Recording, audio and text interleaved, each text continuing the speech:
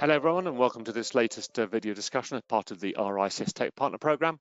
My name is Andrew Knight and I've been with RICS for over 13 years now. I currently work within the research analytics part of our thought leadership part of RICS, and my role is to look at the effect of AI, data and technology right across the built and natural environment, and with over 110,000 qualified members working worldwide, right across that property life cycle from land, planning and development, construction, brokerage, valuation, property management, asset management, building, surveying. It's a very wide canvas upon which data and tech are having a very profound effect. And indeed, our members also work across all the asset types, whether that's land itself, residential, commercial, alternative assets and infrastructure. So once again, a very, very wide ranging profession with obviously huge effects in terms of what data and technology can now bring to us. And today I'm really glad to have Joe join us from Kamma. So welcome to the discussion, Joe. Thank you, Andrew. It's good to be here. Indeed, indeed. And as ever, to sort of, before we go through the kind of topic we're going to discuss, it'd be great to have a bit of your backstory and a bit of the kind of origin story of Kamma for our viewers. Absolutely. So Kamma, interestingly enough, is a geospatial technology company.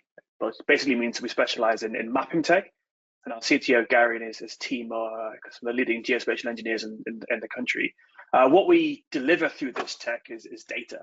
So we have what we know to be the UK's most advanced data set when it comes to the climate performance of UK property, with decent client list spanning property providers, mortgage lenders, government as well. And the reason we specialize in mapping data is not so important. The reason it gives us an advanced data set is because of so many of the challenges we see in property data. It can be as simple as not being able to work out if flat 1 on Leaf Piece Register is the same as flat A on your mortgage backbook. But by using this advanced data set, we can build out a profile based not just on mapping 2 data sets together for the same properties, but by multiple data sets together and building out these really rich profiles, which then enable us to build insights and solutions on top of that. Great, thanks, Joe. The reason we're having this discussion is very much around a recent survey you did around, a subject that's very close to our heart here in terms of sustainability and, climate transition, and particularly looking at the UK market in terms of how mortgage lenders are approaching this problem. So I guess before we get into the details of the study, because I'd love to hear a bit more about what the findings were and what your interpretation of that is, but what are your thoughts at a high level about how mortgage lenders are grappling with this transition to a low carbon economy, given the important role they have as financial providers of mortgages and such a large role in the residential market? Yeah, it's a great question. There's probably a few points to mention there. We have to bear in mind that in our line of work, we typically see lenders that are very climate forward, and our perspective, therefore, is focused more than most on those which are leading the pack and trying to make some progress here. Ultimately, what we've seen the last couple of years, real explosion in climate friendly products, green mortgages, retrofit loans. But in most cases, a struggle to cut through, if you like. We're not seeing the kind of structural changes in the market that we need to, in the form of regulatory carrots or some form of incentive. We can drive consumer action and then see more take up. So one of the reasons for this study is really to help lenders grapple with that challenge, look across the entire industry and see if any lenders are doing it particularly well, so that we can then socialize and share and learn from best practice.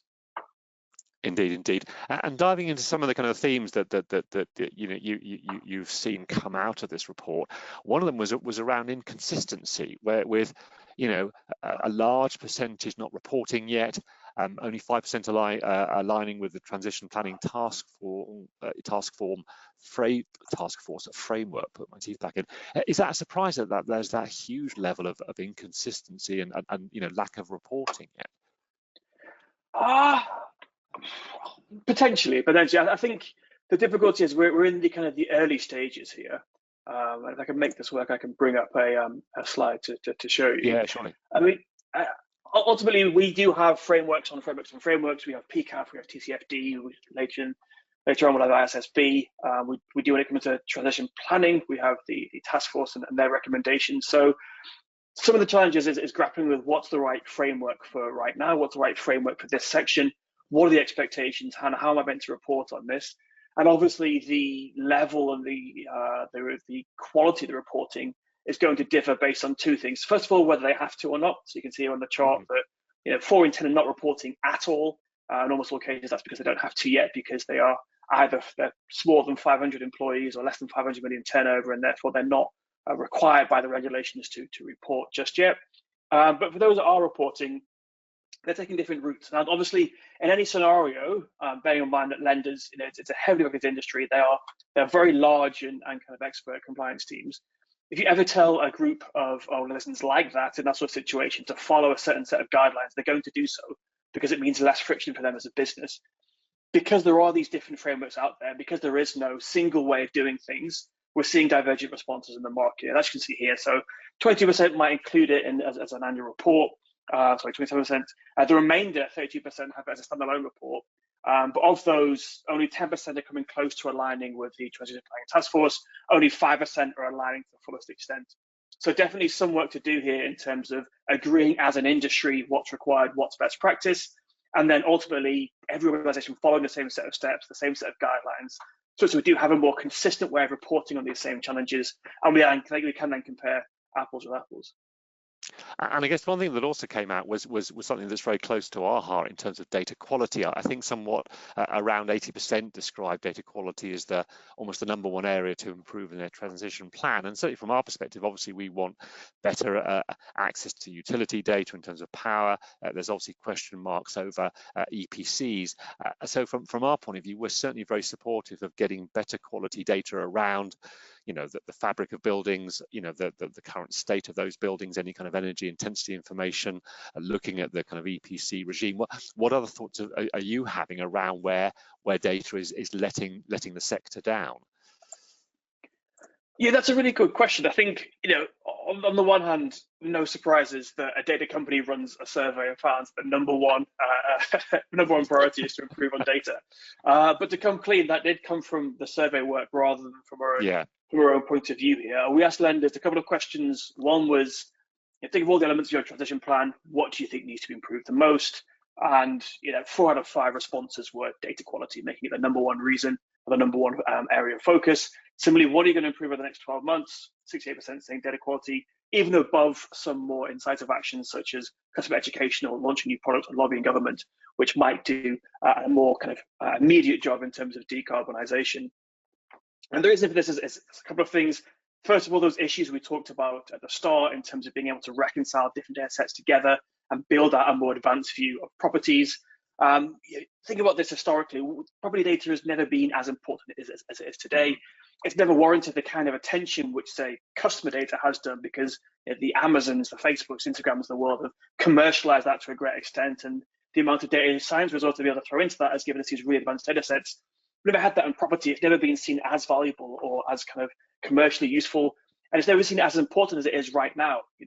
If you look at the progress of property towards decarbonisation, we've only decarbonised by, I think, around 14% since 1990, compared to 68% for our energy supply, for example. And some of that is down to the issues around data. So it comes down to not being able to reconcile. It also comes down to things like, the reliance on EPC data. We have this sort of love-hate relationship with that data set, because obviously it's freely available, covers half of UK properties, and it covers a range of different metrics. So it's a very, very good source for some things. Probably the biggest challenge within it is obviously part of the country is missing, and therefore there's a data cap to fill in, even beyond that you might get from address resolution.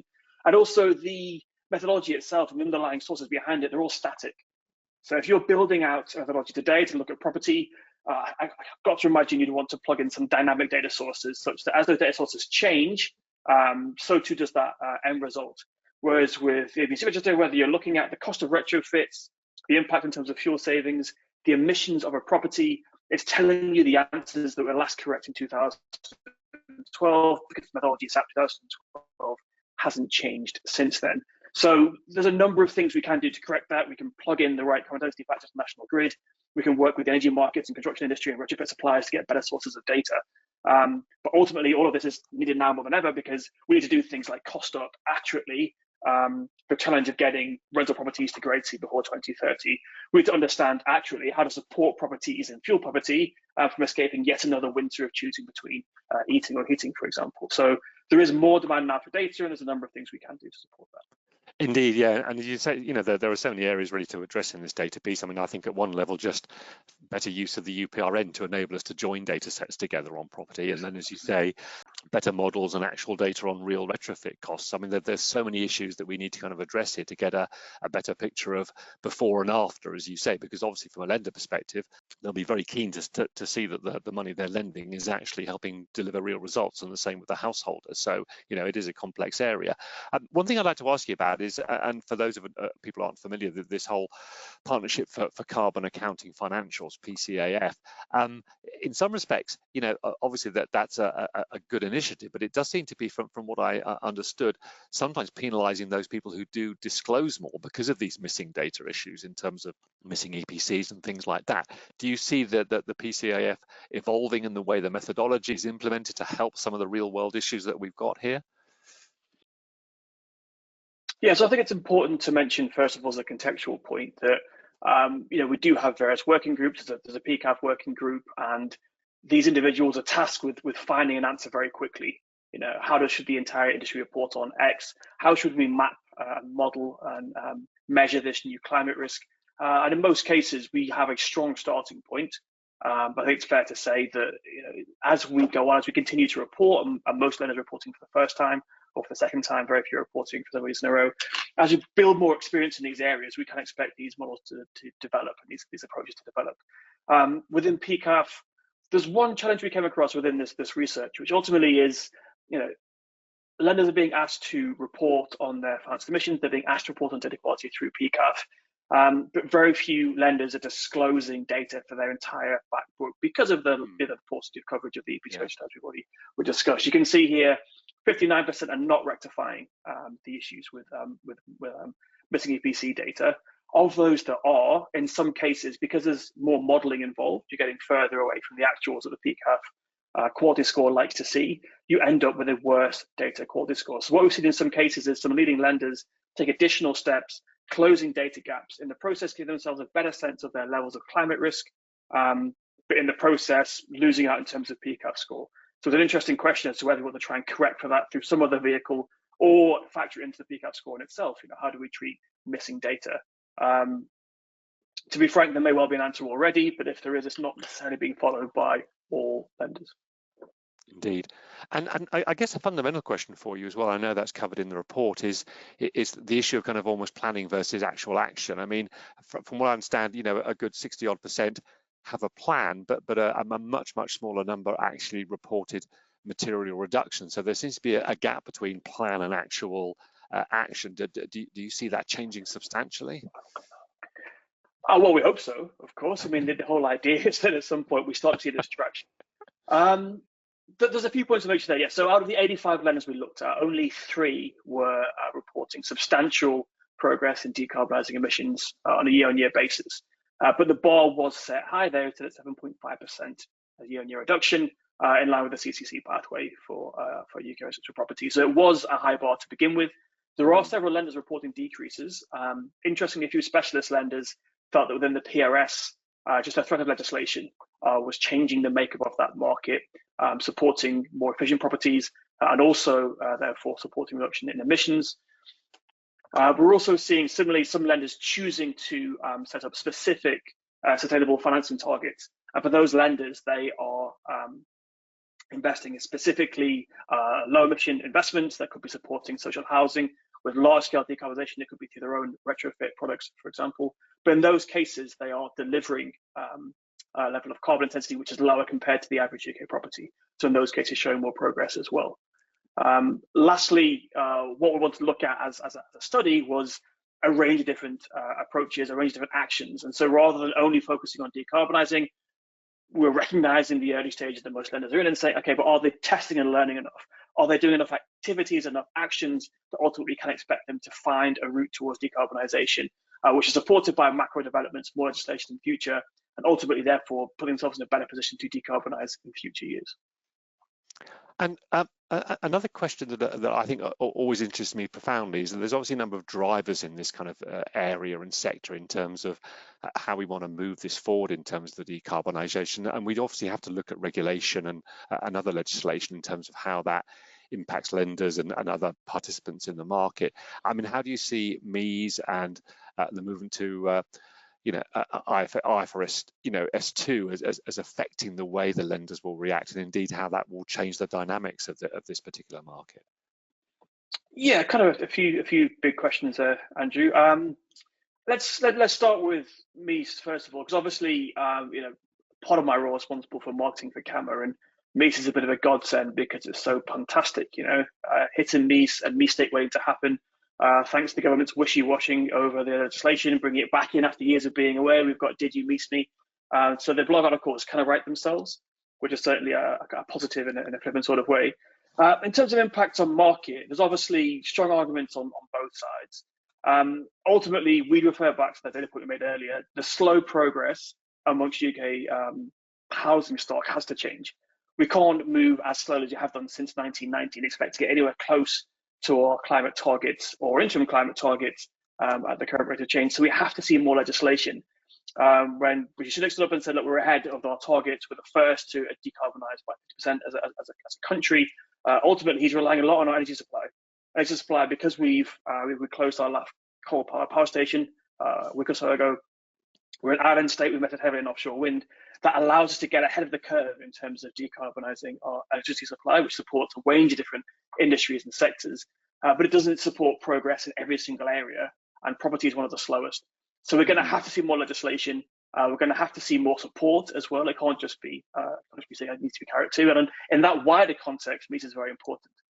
Now, the flip side of that is, does it impact people in a fair and just manner? The NRLA have done a very good job of pointing out to government that if you have a blanket rule in terms of the spend cap, which is mooted to be £10,000, that's going to mean very different things depending on where you're in the country. So if you're in the southeast, average property values will be much higher compared to what they are in the northeast, the northwest, for example. And they've proposed on that basis a relative spend cap linked to the value of the property. So trying to make sure that the regulation is there that's driving us towards decarbonisation, but also making sure it's balanced and fair in terms of how it's rolled out is important. We can roll straight into ISSB if you'd like to. Yeah, please. Yeah. Yeah. So obviously, so this year is the first year in which we are moving away from TCFD-led regulations to ISSB, with a particular focus, obviously, on S2, which is interesting because it pertains specifically to climate. Two things to think about there. First of all, every single lender will have to report on their financed emissions. So far, we've found that 24% are doing so. But those lenders who meet the grade regulation are not doing so, including some notable high streets, which are so far not disclosing their Scope 3 downstream emissions linked to mortgage back book, will need to do so. But secondly, and perhaps more interestingly, we have stronger regulations to report to investors, to the market, to stakeholders, to the board, how lenders are managing, mitigating and measuring climate risk of all forms, including not just physical risk, where we seem to have a playbook thanks to CBS and GFS scenarios, including transition risk. With transition risk is interesting because it's not particularly well defined just yet. We've talked about MEES by 25, by 28, now it's by 2030. That could be one major transition risk which comes into play. What about the rest of the market? What about the rest of the owner-occupier market, or those with who own their own homes outright, for example? What legislation will the government bring in future years in order to drive their energy efficiency upwards and their emissions downwards? We don't know yet. To some extent, it's something of a paradox, and that's how we frame it internally. The transition risk paradox is that it's going to impact over a much shorter time frame compared to a flood risk, which might have a 50-year scenario, but yet we don't yet know how to really measure it. So what we've been thinking about internally is the importance of this key metric around cost to C. How much does it cost to get any property in the country to an EPC grade C, if it isn't there already? Because that then supports the climate change targets of 89% of properties at A to C by 2035. What we've found, interestingly enough, is in most cases, the vast majority of properties can get there for an investment which is less than 5% of the asset value. Which takes us back to MEES, it's important because obviously landlord margins are being really squeezed. There's the end of the mortgage tax relief. There is potentially going to be more capital gains, which might impact some landlords who are potentially doing something on the tax side. There are higher rents, but there are also much higher mortgage payments as well. So there is data out there saying that landlord incomes, landlord margins are the smallest they've been for a long, long time. On the flip side, however, they've seen asset value gains over a long period of time as well. So compared to income streams, it may be harder to invest in energy efficiency. Compared to asset value, actually, it is affordable. Our data shows that for 85% of UK property, you can invest it up to a grade C, so 85% of properties below C can get there for less than 5% of the asset value investment. So trying to use data to support the argument is also support ISSB-led reporting is also an obvious opportunity. Indeed. I got one final question on the report itself before we perhaps move on to some more general points and some ideas around how the surveying world can help in this. But I noticed that you do rank. You have a kind of top 10 in terms of the lenders, and I guess I'm really interested to know, what can we learn from those top players? Well, what are they doing that's really driving forward their role in this, and so hence what can the market more generally learn from that top 3 or 4 lenders? Sorry, I've got a chart for that.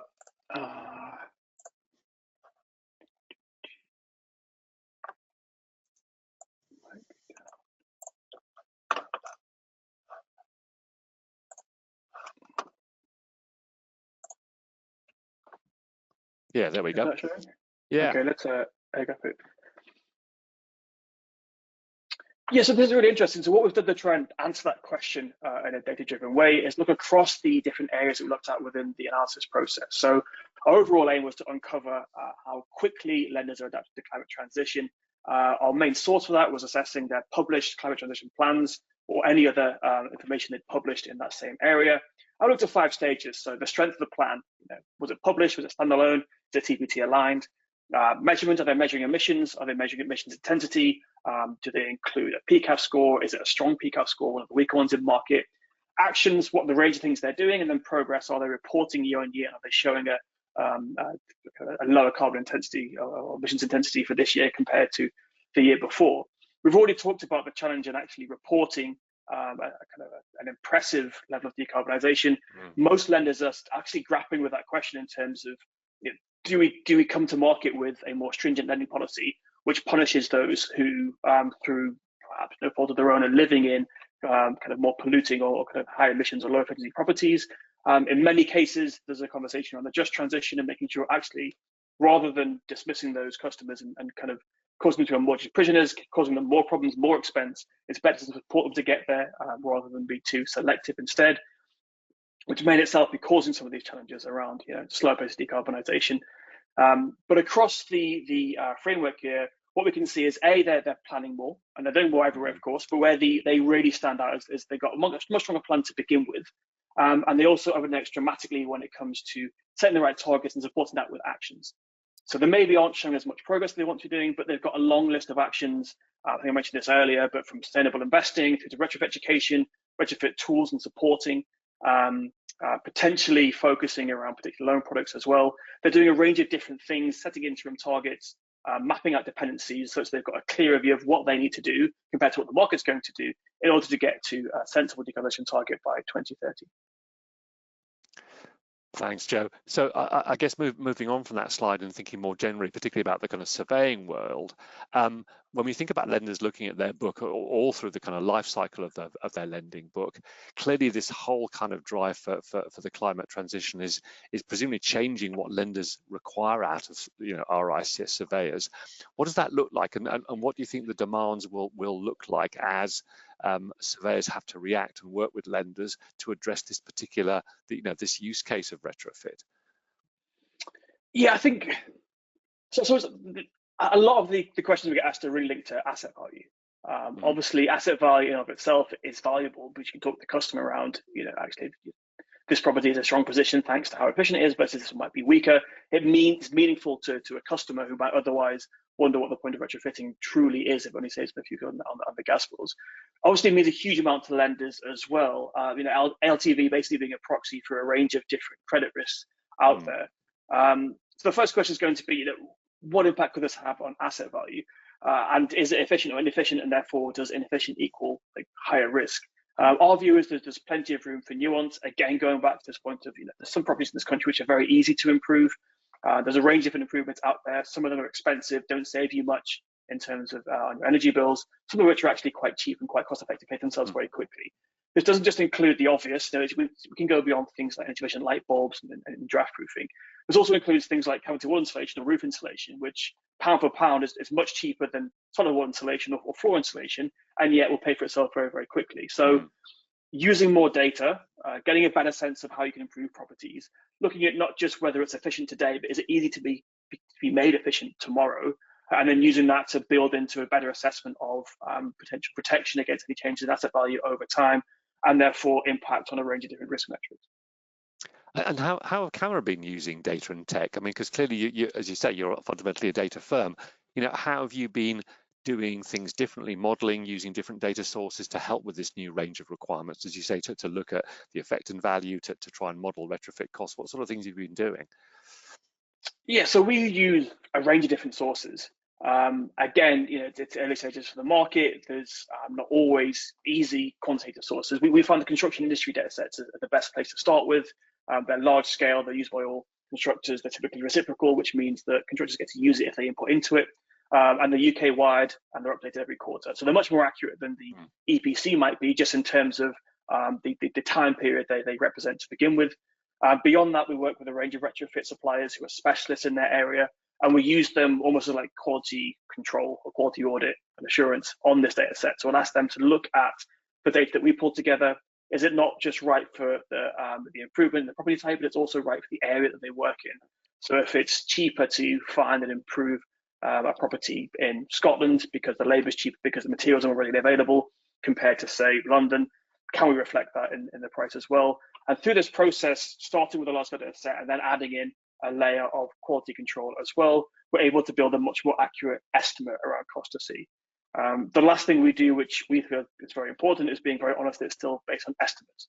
If you think about any process you've gone through to improve a home, certainly in my experience, if you get 3 tradesmen around to look at your property, you'll get 3 different prices.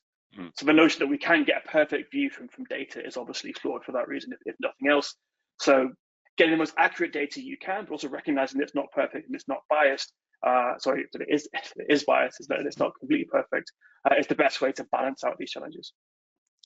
Indeed, and obviously, you know, we are in a situation where at the moment, you know, we are seeing, to be honest, low levels of lending for retrofit, and that seems to be a big barrier to get the kind of momentum we need. And clearly, I mean, you know, it's millions of homes that need to be addressed in this way. And as you say, you know, we really do need to get a handle on the actual costs for a particular, you know, a particular house, a particular dwelling to make this happen. Do you see, you know, surveyors having an enhanced role in that piece? Because, you know, we brought out a retrofit standard, and clearly we feel there's a role for surveyors to help with that really kind of granular information, property by property, on what's possible.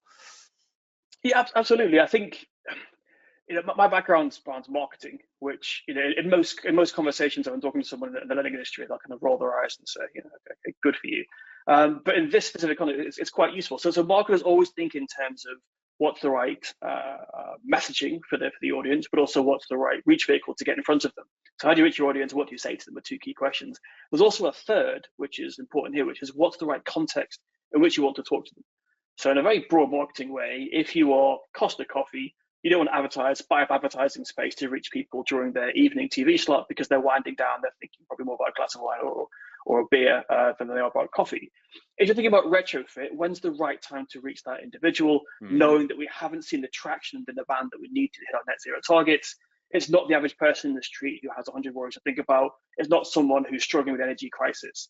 It's people who are thinking about home improvement anyway. It's people who are thinking about moving home. It's the people buying their first home, extremely excited what they can do with it, and for the first time getting to design and then plan their own living space. Those are the people to bring into the conversation around retrofit. And surveyors are one of the few organizations or industries that have access to those individuals during that time frame. So the opportunity to include retrofit advice as part of a surveyor's report, I personally believe is a huge one, because it hits people in that right time, in that right moment. As long as we can get the messaging right and talk in language that makes sense to them, which sometimes we say things like retrofit, which doesn't mean as much to people as perhaps home improvements. We don't always do. Thanks. I'd like to finish on always what could be described diplomatically as quite a kind of contentious issue with the link between, you know, energy performance and other kind of sustainability and efficiency measures and the value of a property. And I guess it's one of those situations where there's plenty of both anecdotal and statistical evidence to show a link between energy efficiency and value, not only in residential but in commercial properties as well.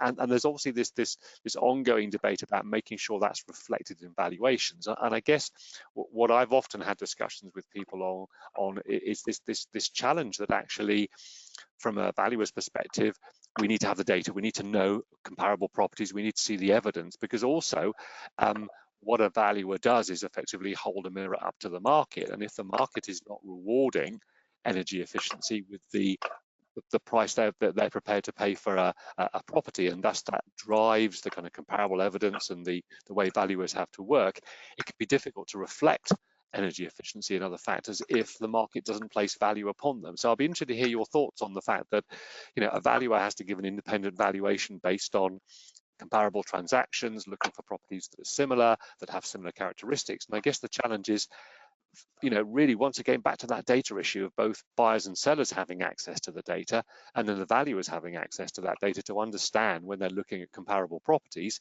that they are comparing the same kind of properties when it comes to not only the traditional factors, but now these energy efficiency. So what's your thought on that? Because clearly valuers want to reflect market value when they look at an asset, but they do need to see the market reacting to the price signals effectively.